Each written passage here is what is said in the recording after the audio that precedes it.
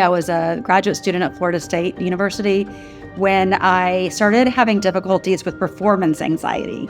So Oh, that's okay. actually how I started getting interested in wellness, because I was experiencing, for really the very first time in my life, the feeling that what I was able to accomplish on stage was not what I was in fact able to do in the practice room. What I found was that there's this connection, right, between when we're having anxiety and stress into our physical response as well. So a lot of people, when they're experiencing these types of symptoms of worry and anxiety, that will manifest itself into injuries as well, into physical conditions. So if you're really anxious and you're worried about performance, you're going to be probably over practicing, for one thing, to see if you can prepare just as much as possible. Secondly, you are going to have physical tension. When we're stressed and nervous, we often are more tense. So bringing tension into over practice often can lead to injury and repetitive stress. If you don't take time to listen to your body, so even the things like we were just talking about eating good nutrition, sleeping, giving yourself rest time, all of that downtime is really important. And when you practice yoga on a regular basis, you learn to listen to your body, and you learn to be aware and care for your body in a really impactful way. 80% of musicians experience an injury in their lifetime, but it won't be career ending unless you keep it a secret and don't talk to anybody about it.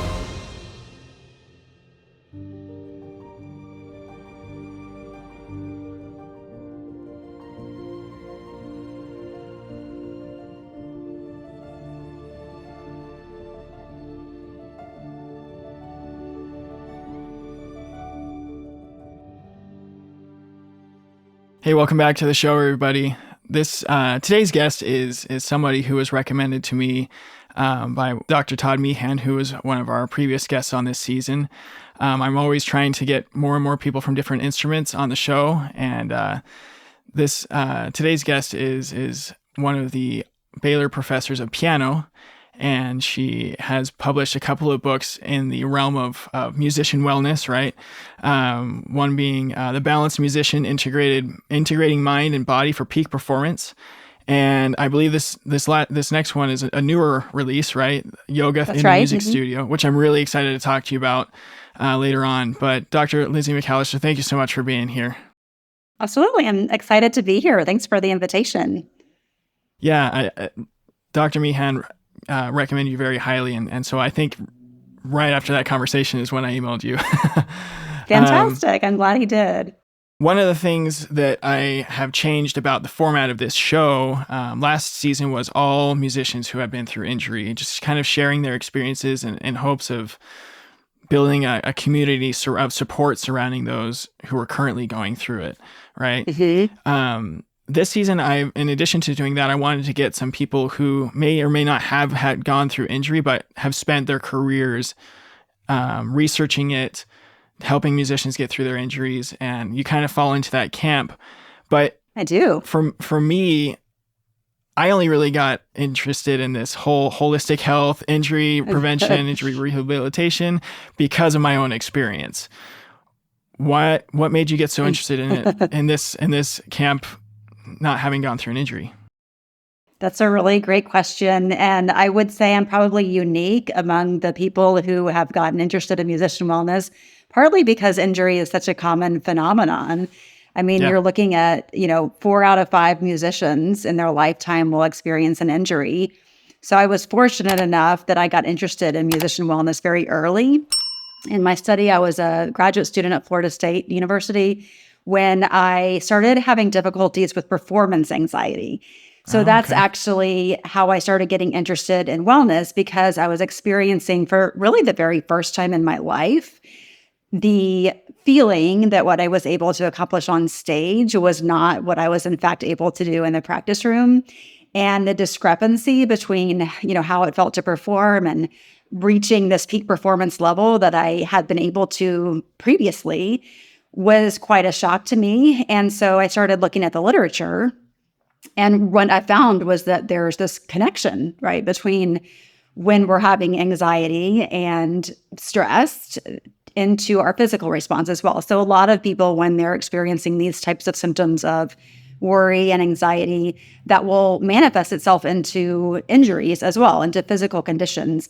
Partly because, okay, so if you're really anxious and you're worried about performance, you're going to be probably over practicing, for one thing, to see if you can prepare just as much as possible. Secondly, you are going to have physical tension when we're stressed and nervous. We often are more tense. So bringing tension into over practice often can lead to injury and repetitive stress. Now, I won't say that I've had a lifetime of never having pain in practice. I mean, I have had instances of pain and having to take rests. But I think because I did so much work early on at finding out how do we practice in a way that's healthy, and how do we gain awareness of our bodies and learn to pay attention to them, I think I was able to avoid some of the more detrimental or disastrous types of injuries that sometimes can affect musicians long term. Yeah, performance anxiety for me, I remember having a few experiences where I felt like what happened on stage was what I actually wanted to have happen. And then it was like 6 months to a year later is when these symptoms of injury really started manifesting themselves. Wow. I'm really glad that you mentioned over practicing as a form of Mhm. performance anxiety, because that was how my injury really was exacerbated. It was Oh, just, I okay. was preparing for auditions and felt the pain, but felt Yeah. like I couldn't take the time Right. off. What other hang-ups or mindsets do you find common in either your students or just musicians you have worked with or in your research that Mhm. cause over practicing, and also that cause that over practicing to the point of physical injury? That's a great thing to mention that you experienced pain in the audition process, because that is actually super common. That a lot of musicians experience it either in their freshman year, when all of a sudden they are really expected to practice a lot more. They have additional pressures that they hadn't experienced before, or when they're getting ready for a recital or a big audition and they're feel a lot of pressure to practice excessively. So that's quite common. As far as other reasons that cause overpractice, I think probably the biggest fundamental sort of root cause of overpracticing is our culture of classical music, and sort of this idea of the suffering musician. I've heard students bragging in the hall about how they didn't sleep because they had to practice all night. And it's almost like the less Guilty. sleep you got, the better a musician you are, right? Because that means that you're the one who cares the most about it. And I think that is true, that practicing can be a sign to the world of how much passion and conviction and discipline you have in music. So Yeah, totally. certainly there's some truth to that. Um, so you have a culture of overworking, and then also sort of built into our training is perfectionism, because we're always working to refine and polish and get better and better. And to become a really musician, you almost have to have a perfectionistic drive to improve. And then that gets nurtured by the field too, because you have teachers with really high expectations who sometimes, if they haven't experienced their own injury, they might not really know about some of the dangers, or even if they do, they might not really know how to prepare students to practice in a healthy way. So sometimes the training is an impact. Sometimes it's a matter of sort of our personalities, and then the training on top of that, and then competition, right? Because you're in a classical music world, it's a very competitive world where everyone's trying to be the best and be the first share and get the best gigs. And the person often who practices the most seems to be the one who is going to be the most successful. And so there's that drive and that impulse to keep competing and keep pushing and pushing your bodies, even if you're finding physical repercussions of that kind of overwork. Yeah, I've seen so many studies in my own research where the students, I think, I can't remember what percentage off the top of my head, but it was a very high percentage of the students studied in this pool who had gone through an injury. And only a quarter of those, I think the number was like 80% or something like that, 80 or 90%. But only a quarter of that 80 or 90% had gone to find help because they didn't want to lose their spot, or they didn't want to lose this aspect of their career or Right. their music endeavor, whatever you want to call it. Yeah. And when I read that, I was just like, we got to do something about this, and Yes. I was this was my mindset up until I got injured. My injury was my wake up call, right? And it is for so many people. That's right. What do you think, like educators and private teachers can do to help their students get through that? Because, and I want to, before you answer that, I want to tell an interesting story. In a therapy appointment I had once, the psychologist was telling me that, because we were talking about this concept of overwork or workaholic, right? And he had been telling me that when he was in his doctoral program or whatever they call it for psychologists, they had an expectation to put out so much research or publications by the time they were done. And I mean, at this time he had kids, lots of different obligations, and he wasn't able to like be in the library all day, every day type of thing. Right.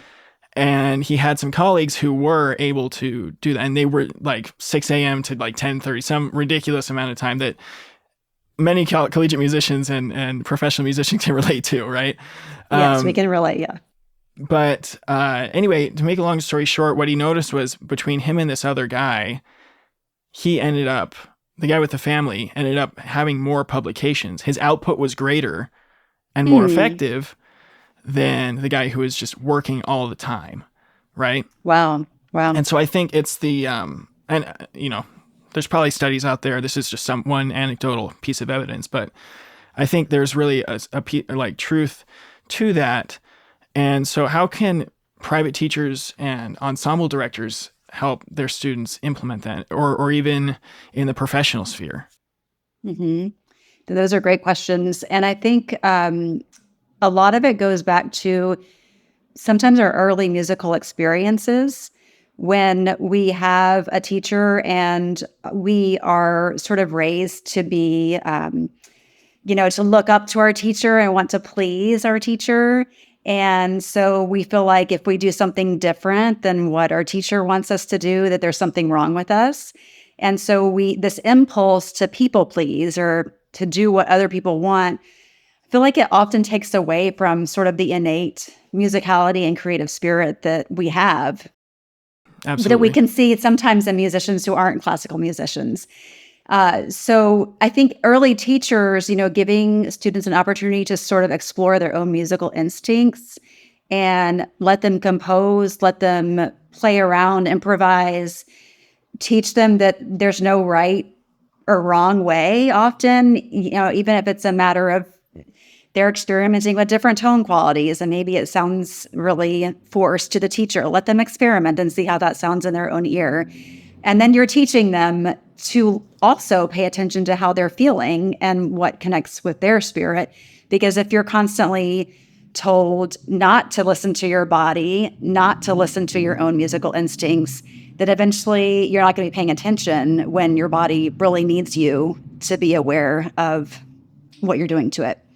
So that's kind of early training, I think, that we can work on as teachers.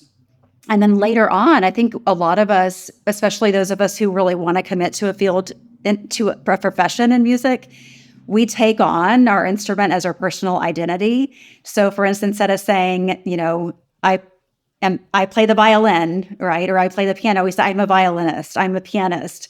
And so that becomes who we are. And so if we give what we consider a failure in a performance, it becomes not just a matter of, that's something that I did that wasn't very successful. It becomes a matter of, that's a reflection of my own being, my own self, and I become a failure.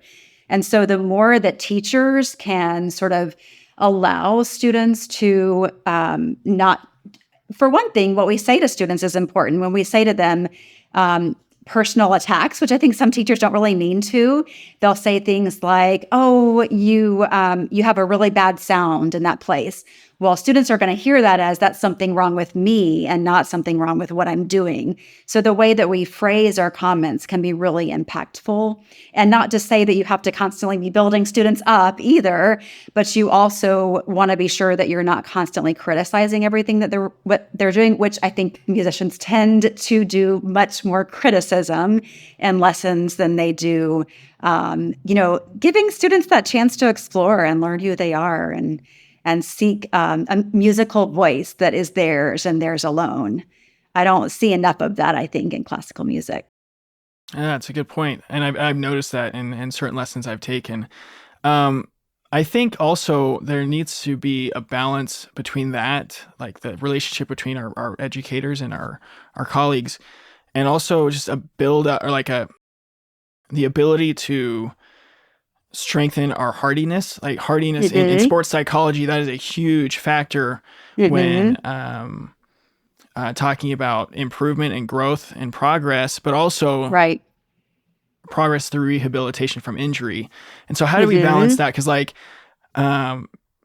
some people might be listening to what we just said and just say, well, we also need students to get a thicker skin, which has been a hot topic in the last 6 to 9 months on social media in the music world, and so from the student side, how do they balance like that self-care with that hardiness? I actually think hardiness is a form of self-care, Yes, and the word resilience is really important too. Right. So learning to be resilient when you perceive that you've had a personal failure, learning to kind of pick yourself back up and keep going. And I do find that the students who tend to be able to do that the most are sometimes the ones who can sort of separate themselves from their performances, and also the ones who are able to advocate for themselves. So again, too often, I think a lot of students rely on their teacher to place value on what they're doing. And if they learn to do their own self-evaluation, then I think that helps develop a tougher skin, a thicker skin, honestly, because you're not taking it personally. And it has a lot to do with, the growth mindset versus the fixed mindset. And perfectionists sometimes can have a very fixed mindset. Well, I didn't do it well, so that means I'm just not good at it. Rather than I didn't do it well, but if I work really hard, I can do better. Absolutely. And so that is a really important skill for us to develop. And I think musicians have a great opportunity to develop it through our training and through continuing to refine. And we know no performance is ever perfect. I mean, it's impossible. It's an impossible goal. But part of why we perform is because we want to communicate this art to others that we love so much. And because we also get a lot of satisfaction from that consistent improvement in our music making. Totally. That is it Carol Dweck that did the research on growth versus fixed mindset? That's right. That's been such a transformational thing for me, even before my injury. Wow. I think for me, though, I kind of use the growth mindset a little bit to my disadvantage in a sense of I kept trying to influence my own progress and thinking, okay, it's just about mindset. I just got to push through. But then I was pushing through the wrong things. Right. Right. And that goes into identity. That goes into all these things that we've been talking about. Do you find oh, go ahead, please. Yeah, I was just going to say I thought that was a really good story that you told about your therapist and the person who was able to manage all these tasks despite having a family. And I was just thinking about how a lot of that is just building habits that are sustainable. Because I think for so many who really overwork and overdo every single thing that they take on, it becomes something that's not sustainable long term. And that's when you see, in addition to potentially physical injuries, you also see things like burnout. Yeah. And so learning to do things like manage your time wisely, take breaks in your practice, study things like interleaving practice, which are great ways to make the brain work really hard and actually improve at the skill while also caring for the body at the same time. All of those are sustainable habits that are going to keep you going long term, even if you don't see the immediate benefit of this really difficult work on the front end. what was that term you used? Interleaving? Interleaving practice. Interleaving. Please Yes. go into that because I've never heard of that. Sure. Yeah. It's a big hot topic right now in brain research. So there's a great book that just came out by Molly Gebrian. And I think it's called The Musician's Mind. I'd have to look to make sure that I'm getting that title right. But it's basically all about how the brain works best when we are constantly challenging it with new information. So instead of sort of the typical practice session where we're repeating something over and over again for a long period of time, that's a very satisfying way to practice. We like it because we feel like we have all this time to work out and refine the difficult material. Then when we go into a new and novel situation, like in a lesson or in a performance where unexpected things can happen, our brain doesn't have the flexibility to be able to respond quickly to changes. So instead, she advocates things like practicing different difficult sections and giving yourself a time limit, like 5 minutes on a difficult section, and then switch to something different and kind of constantly keep switching. And instead of doing this kind of the same material and over again, which we also know can be really mindless practice too. Yeah. And not necessarily very effective. No. I'm so glad you mentioned that because one of my mentors who's going to be on the show here shortly, one of his mentors had told him to always be showing the 4-year-old in your brain multiple ways of doing something. Because what does a 4-year-old always ask for? Like, why? Or how does this work, right? Always asking questions and that curiosity. Because our brain really does need all those different situations to really lock something in and in short bursts. I mean, it's not even attention span. It's just how our cognitive processing goes of downloading information into our nervous system, right? And there's so much research just coming out now about how the subconscious really is influencing our practice sessions or being influenced by our practice sessions more than our, I guess, our conscious mind. So like taking a 10-second break is going to be more effective than doing it 10 times over. Or repeating the passage 10 times over. Exactly. It sort of it seems the opposite of what we naturally want to do often. Yeah, but, exactly. If we can make ourselves do it, it really is effective. Totally. Yeah. And sleep too. I mean, she also talks a little bit about the importance of sleep and how that allows the brain to process all this new information. And that also, rest is really... Like eating before you practice, getting proper nutrition, like who'd have thought, right? Exactly. It actually is really important. That's right. Actually, it's really important. I'm curious if there and musicians that you've worked with, either in your studio or otherwise, that have been able to avoid injury versus those who unfortunately haven't. What similarities what differences do you see in their habits or mindsets that kind of keep them healthy versus not keep them healthy? If you haven't mentioned one yet already. It's kind of, in a way, it's hard to say the ones that have the habits that keep them healthy. It's easier to talk about the ones that are more likely to lead to injury, I guess. Sure. In some cases, I do think that there's, a genetic predisposition to injury, and some people just it's true. genetically have more potential. We know, for example, that when you're double jointed and when you're hyperflexible, that's going to put you at greater risk of injury. But for the most part, if you are a more anxiety-prone person, if you tend to over-practice and not pay attention to how your body feels, if you don't take time to listen to your body, so even the things like we were just talking about eating good nutrition, sleeping, giving yourself rest time, because sleep is great, but we also need to rest when we're not sleeping. All of that downtime is really important. And also being able to advocate for yourself. So many students, so many musicians over practice because they're getting pressure to do that from either their private teachers or their ensemble directors. And they don't really know how to say no, or they don't really know how to, then maybe they're ashamed. I mean, you mentioned that too, it's gotten better, but I think there is still a stigma around musicians who are suffering from injury kind of being afraid to admit it because they don't want to lose any opportunities, or they see themselves as a lesser musician because they're experiencing this pain.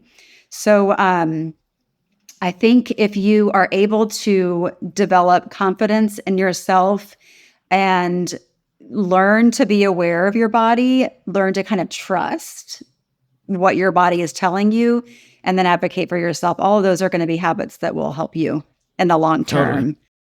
Totally. Yeah. It's all about the reason why we're doing the habits and then the implementation of them, right? Mm-hmm. I want to kind of transition to some of the more academic work that you've done in your profession regarding Sure. this. I was so happy to find that you are one of the few programs at Baylor who have a performer wellness class. At my school, we were very fortunate to have a psychology performance that went kind of into these things. Oh, great. And to John Skidmore's credit, he's the first guest on this season. He does a wonderful job with that. But I'm curious Fantastic. what goes into your performer wellness program, your classes. Is it required, and what's kind of the culture surrounding it? What's in the curriculum? Whatever you want to share about it, I'm game. All right. Well, I have been teaching the class for 10 years, and I will say that the demand for it has increased over those 10 years, especially after COVID. I all of a sudden, so it is an elective class. It's not a required class for our music students. And for that reason, it was hard initially to get students to take it because they, as you know, music students have very full loads and very little extra Right. time for classes. So, and it's 2 hours a week. But after COVID, the enrollment numbers jumped really high. Really? And I think a large part of that was honestly not that there were more injuries, but rather that the conversation around mental health, just there was a lot more open dialogue about it. I feel like Absolutely. students now have the vocabulary to talk about what they're going through. There doesn't seem to be as much of a stigma about talking about mental health, and they're just it just seems like they're really interested and want to. I mean, obviously, we know there is a mental health crisis. There has been for a long time, but it was just, really got a lot bigger, exacerbated after COVID. And so, a 2 hour class once a semester amidst a whole undergraduate degree is not enough to alleviate that. But I try to open the conversation, and I try to give them the tools that they can continue building on the knowledge on their own after the class. So a lot of what we do, I kind of break it into, we do a lot of mindful movement because I consider that sort of my specialty. We do some yoga. We do a lot of breathing together. We do some meditation. And I kind of warm up to it slowly because sometimes students come into the class and they haven't really done those things before. And Takes so time. I try, yeah, right. Uh-huh. And so I want to get them, comfortable, and I want it to feel like a very safe atmosphere for them to talk about what they're experiencing. So, we make it a round table. We have, I've really decreased the number of assignments, to be honest with you, because I feel like they're overworking so much in general that I don't want my class to be just another task that they have to complete when they go home. I want them to have the experience of well-being while they're in my class. And then once they experience in that, they can bring it to other aspects of their life as well. So we do talk about sort of more academic aspects of, healthy practicing habits. What are symptoms of injury? What do you do if an injury occurs? If you're a teacher, what do you do when a student comes to you and is in pain? So I do try to give them good background information on injury, also on mental health practices. So I am not an expert in all those areas. So I bring in a lot of guests. I bring in psychologists, sleep expert, nutritionist, the whole gamut, because I want them to, we bring in an audiologist because hearing health is really important too. And I just want them to have the opportunity to ask questions and experience. I mean, sometimes we just lie down in the dark at the end of a class and breathe. And it's like, that's the only part of their day that they've just rested, and they love it. I mean, they come out of that class and they were always so grateful for that experience. So sometimes we can get too much invested in the information and rather than just allowing them to experience what does it feel like to really take care of yourself. Hey guys, hope you're enjoying the show. I just wanted to jump in here real quick and tell you about something that I'm really, really excited about. For a while now, I've wanted to create an even more effective resource than just the podcast that injured musicians can go to receive the support that they need. And recently I did just that. So write this down. Trust the Process Podcast Injured Musician Support Group. I know it's a long title. We're still working on that part. But this is a place where people can go now, injured musicians and even musicians who have gone through injury in the past, and people that help musicians go through injury, where they can go to receive the support that they need, whether that be ask questions, share their victories, share their frustrations, and overall just receive the community and the support that they need in a very proactive, intentional way. And so I just ask that you guys support these injured musicians by sharing this group with them, that they can receive the support that they need. Okay, enjoy the rest of the show. And that's what the whole reason for the class is, right? Right. At the end of the day, for me, I'm blowing raspberries into a piece of plumbing, right? Or people are hammering on piano strings or whatever, right. Like whatever metaphor you want to use. At the end of the day, we are still human beings that need to take care of ourselves, right? And we need to, and these habits that we learn, that one of the biggest aha moments for me for my injury was like, oh, what I'm learning now about taking care of myself applies to my whole life, applies to just me as a human being. Exactly. And I think that's just one of the biggest things, going back to the identity thing, that we need to hit home with this subject, is that you're a human being who's a music enthusiast, right? Or a musician. Right. Those things are beautiful. Sometimes we take ourselves far too seriously for what it is that we're supposed to be doing, which is supposed to be such an enjoyable. Everyone, when people ask you, a musician, you've probably had this experience where they say, "Oh my gosh, that must be so much fun," Yeah. And you think, I'm still trying to convince my grandpa it's a viable career, Yeah. And I love him to death, but that's always been a fun topic for us. But I want to also ask you, you're not the first person who has mentioned yoga. A lot of my colleagues in the trumpet community, Dr. Brianne Borden being one of them, have done extensive work in yoga for musicians. Oh, great. And now you've written the book on it. And so I want to ask, as someone who hasn't gotten into it but wants to, why is that such a hot topic for musician wellness, and what can it do for people who are trying to prevent or come back from injury?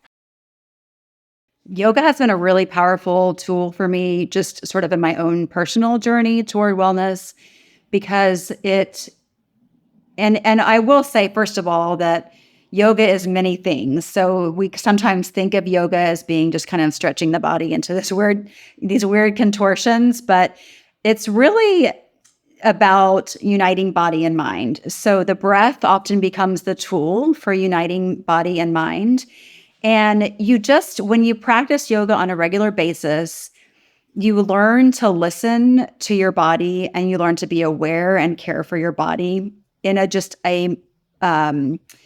really impactful way. If you practice it consistently, and I would say the more you practice yoga, the more you want to practice yoga, because you see that it changes the way that you react, or I should say even don't react to people when you get into difficult situations. Probably the most powerful thing I think it teaches musicians often is just the awareness of when you're holding excessive tension and when you can release it. I remember having the experience of a teacher telling me I was really tense and thinking, I don't know what you're talking about. It feels fine to me. It's habit, right? We develop these habits of holding tension, and we become, as we get older, less aware of that extra tension. And so we know that extra tension and stiffness can predispose our bodies to injury, especially when they're under repetitive stress.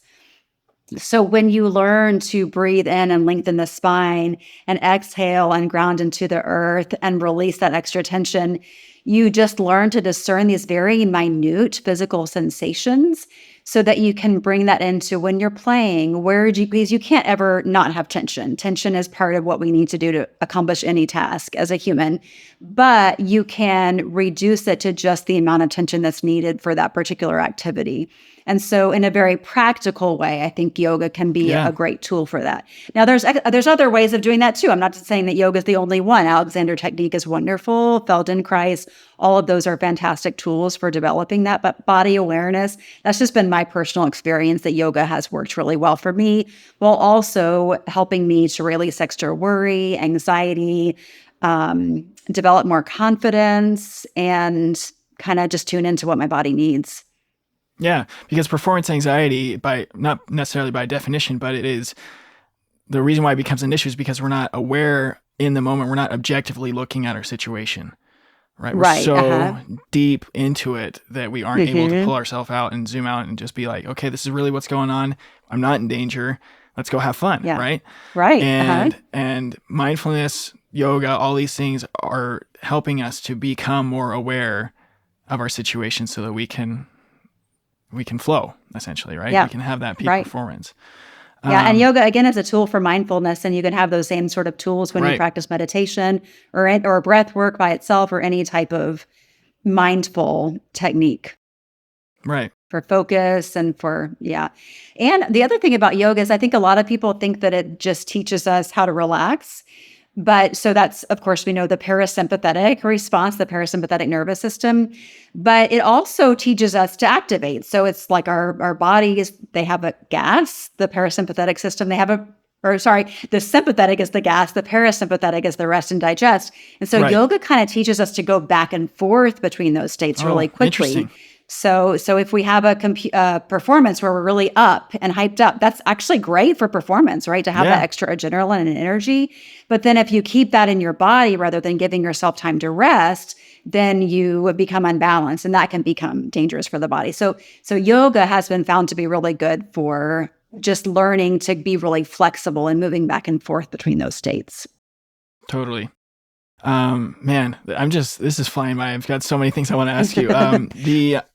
The one other thing I wanted to ask is when somebody does come to your office and say, I hurt my hand, or like I'm going through an injury, I need your help to get back.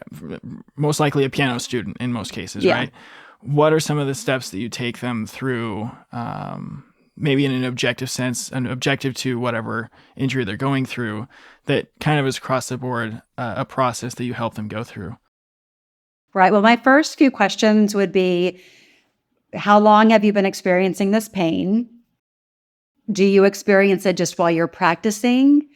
Or do you experience it when you're doing some other kind of activity? Because sometimes they're texting with their thumbs, and that can be making the problem worse. Or they're doing games on the computer, things they may not even think of as being a factor in their injury. So kind of analyzing, when are you experiencing the sensations? And then do they last after you finish the activity? In which case, that's a warning sign. And are there particular pieces or technical exercises that you're doing that seem to make the pain worse? And so going from there, we kind of learn to tease out, when is this happening? How much of a red flag is this? And do we need to seek medical attention?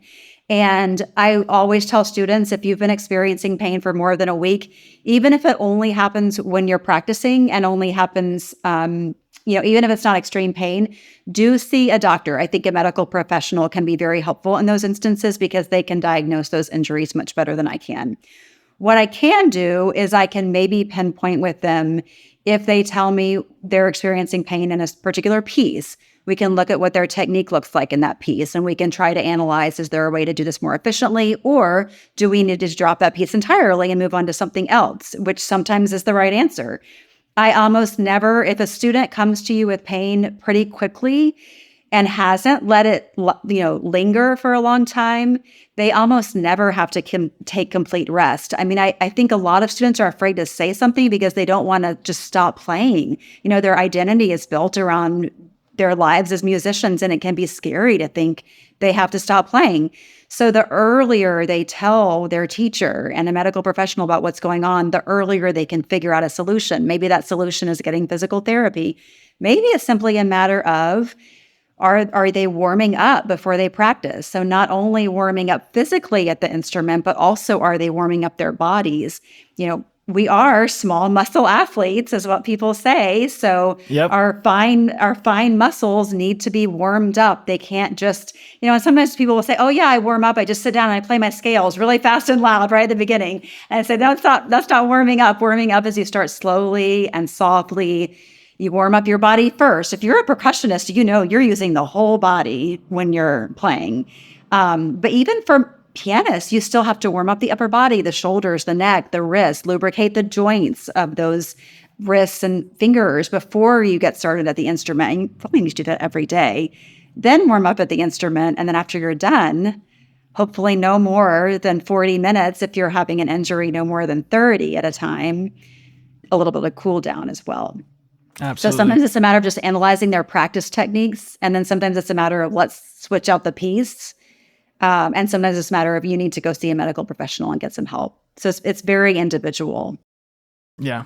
Yeah, it really is. And when I was first starting the show, that was one of my questions to myself was like, how am I going to make this applicable to everyone? Like I was telling you off camera that all musicians go through an injury, or all instruments have injury potential.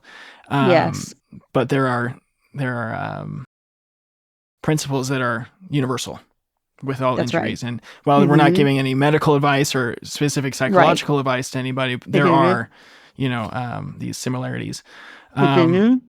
The other thing, as we're kind of moving towards a close, I'd totally regret if I did not ask you a piano-specific question. I know people would be frustrated with me. So I'm curious. That's fine. I read in your bio on Baylor's website that you do, I'm going to make sure I get this right, a piano laboratory in the community, in the Texas community.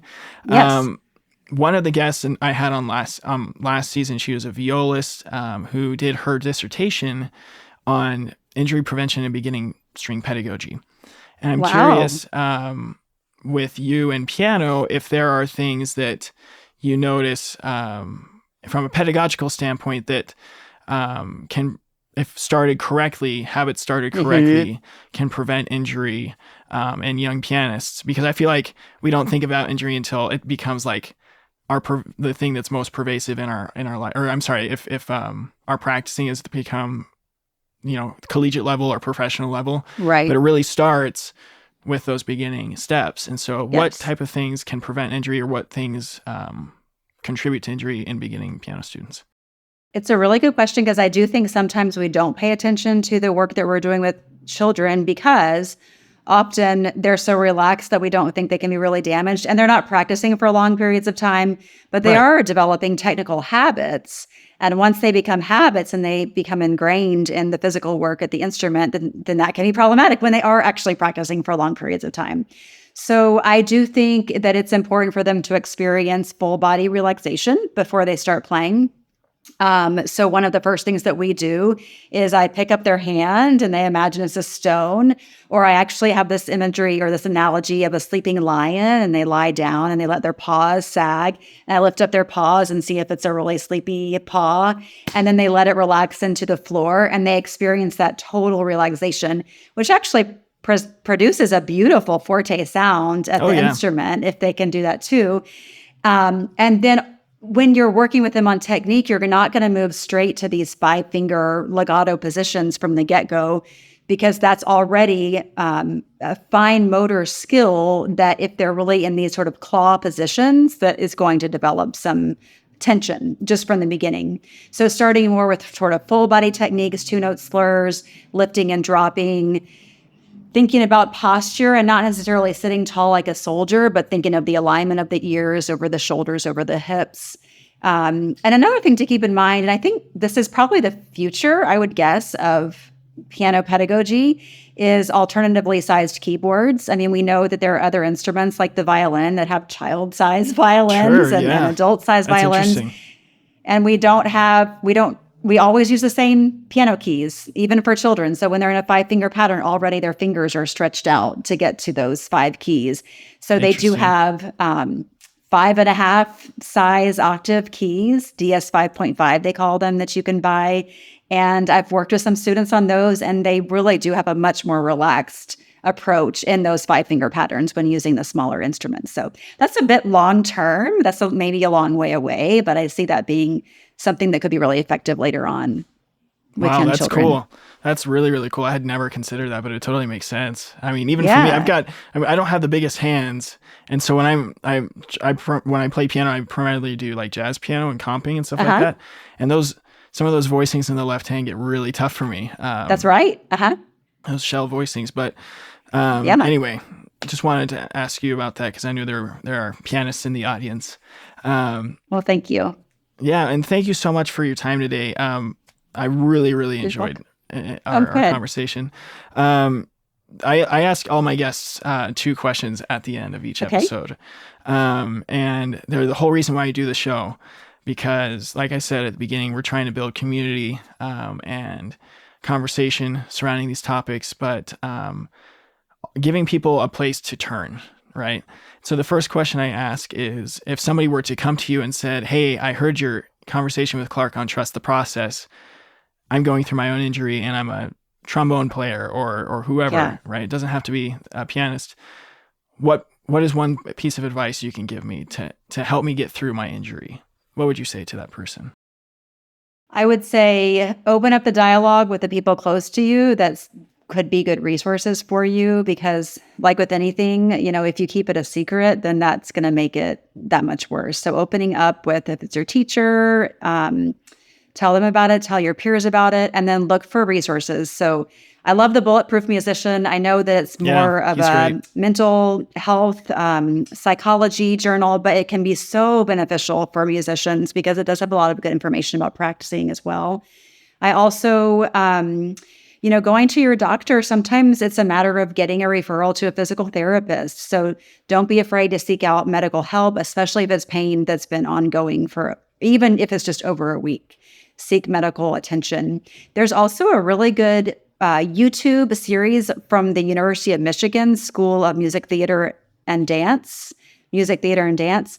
If you go to their wellness series, they have videos on self-massage, on meditation. They have a ton of videos that are specific for musicians that are really helpful if you just want to do some kind of self-help work and get information, and lots of great blog articles as well on there.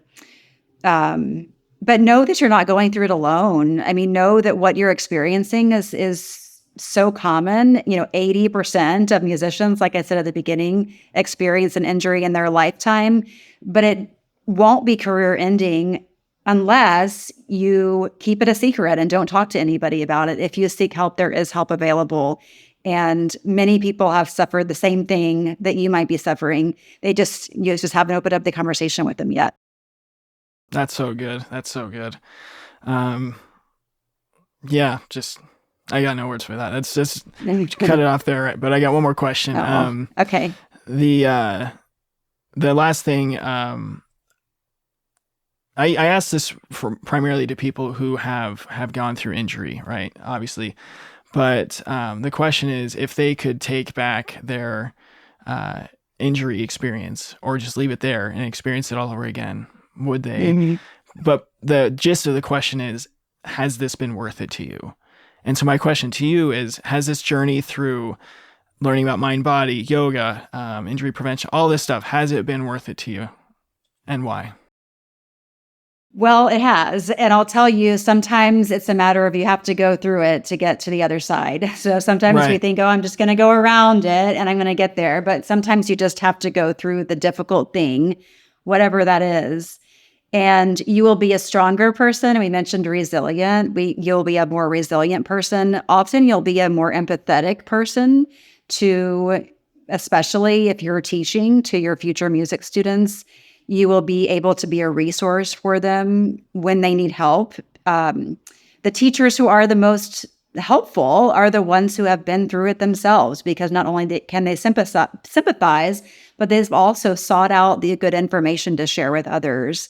And like you already pointed out, the journey toward well-being is a lifelong journey. And if you get that process started as you work through, whether it's an injury or whether it's a mental health crisis or whether it's just something that you're struggling with, if you find the tools that are going to help you cope in a healthier way, those are going to be lifelong skills that you can use with whatever crisis you come across, because we're all going to come across difficult situations in our life. And if we've been through stressful experiences, we're equipped to have the tools and know what works for us. Because sometimes what works for me as an individual is not going to be the thing that works for someone else. Totally. But if we've worked through it, then we know what it takes to manage it. And maybe it won't seem quite as scary because we've been through the difficult stuff already. And we know we can come out the other side. Absolutely. Absolutely. Well, thank you again for your time today, Dr. McAllister. Thank you so much. I know a lot of people are going to be really grateful that we had this conversation today. I'm so glad to hear it. I really appreciate the conversation. It's been wonderful. Yeah, totally. And to everybody out there in podcast land, thanks for joining us. You know the drill. Send me a text. Tell me where you're listening from, what you got from this episode. It's in the audio. It's a link in the audio descriptions of the podcast and Spotify, Apple Podcasts, wherever you listen to the audio versions. Love to hear from you. And just keep on keeping on, guys, and keep trusting the process. Until next time. Hey, before you go, we need your help with something real quick. Somewhere out there is a musician who is going through an injury or just a tough time. There may even be an educator with a student in that situation that they don't know how to help. We need your help in getting this message to them. Would you do them the favor of sharing this episode on your socials and with your friends? Also, cliche that it may have become, leaving a rating and a review actually does help people find us, not just boost our ego. So would you take a quick second and leave us a review so that musician can find us more easily? If you want to reach out to me personally, I would love to hear from you. Just look for the Send Us a Text Message button in the show notes of the episode. You can do that on any episode on your chosen podcast platform except YouTube. If you have a suggestion for a guest or topic to cover, shoot me an email at trustprocesspodcast@gmail.com or send me a message on Facebook or Instagram. I want to extend another heartfelt thanks to my team, without which this podcast would not be able to happen. Thanks to Daniel Baldwin, our audio engineer, Kevin West, our music and sound effects coordinator, and Dana Lovell, our promotional materials coordinator. So to all of you out there in podcast land, keep on keeping on and trust the process.